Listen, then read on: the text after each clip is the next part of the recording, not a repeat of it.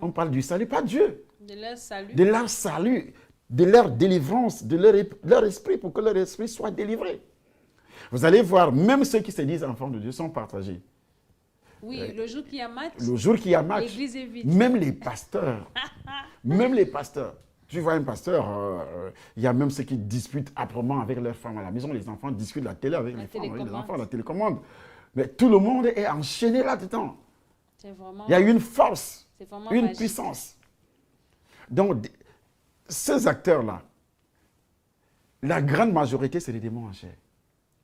Il y a ceux que Jésus peut délivrer. Or, si Jésus te délivre, c'est pour que tu proclames sa royauté, là où tu es. Mais on me dit qu'il y a tel joueur qui est délivré. Il n'a jamais prêché l'évangile. Il n'a jamais confessé. Il n'a jamais confessé publiquement, pas seulement confessé, amener les autres joueurs à la nouvelle licence. Mais tu vas entendre des témoignages que tel joueur est délivré. Mais il a amené combien? Il s'est levé au stade, commence à jouer.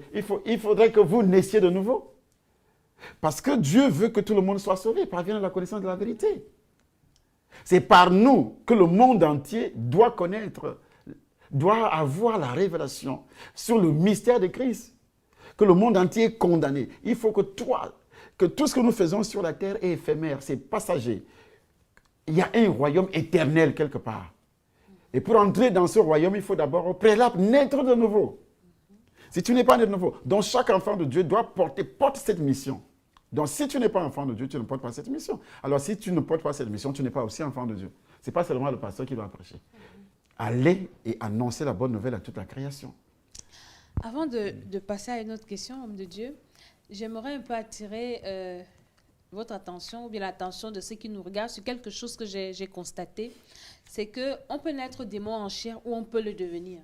Mais ceux qui deviennent des démons en chair sont des gens qui ont des potentiels liens. Quand on voit un peu votre histoire, l'histoire de la famille, la sorcellerie et tout.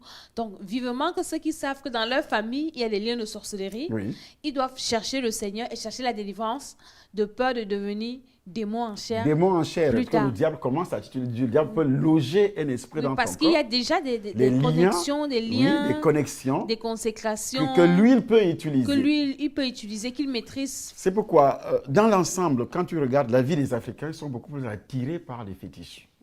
Ils sont beaucoup plus attirés par des choses, fétichisme, tout ce qui a trait à la sorcellerie.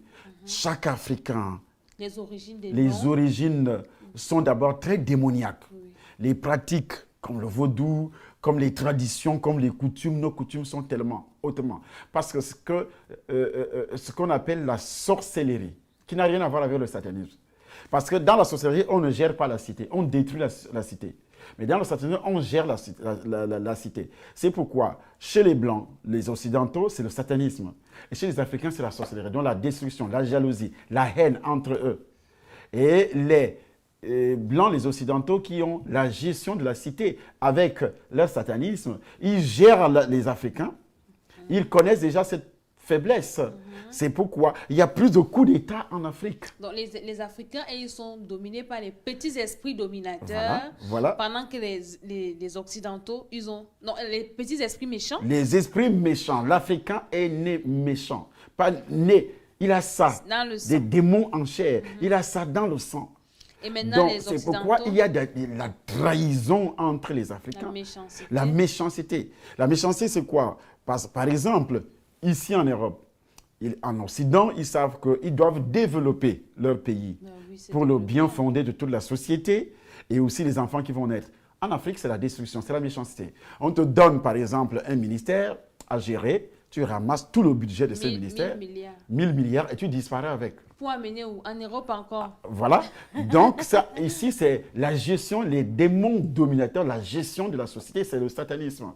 Tandis que la sorcellerie, vous n'avez pas à lutter contre la chair et le sang, mais contre les dominations, les autorités, les princes du monde des ténèbres, les esprits méchants dans les lieux célestes. Les esprits méchants, c'est dans le stade de la sorcellerie. La haine, le ressentiment, la jalousie. Ce sont les plus petits esprits. Ce sont les esprits qui envahissent donc ce côté-là. C'est pourquoi rien n'avance, rien ne marche chez nous. Donc ça répond à la question, pourquoi on dit que pourquoi le noir est toujours derrière. Donc ça répond à la question que le noir ne...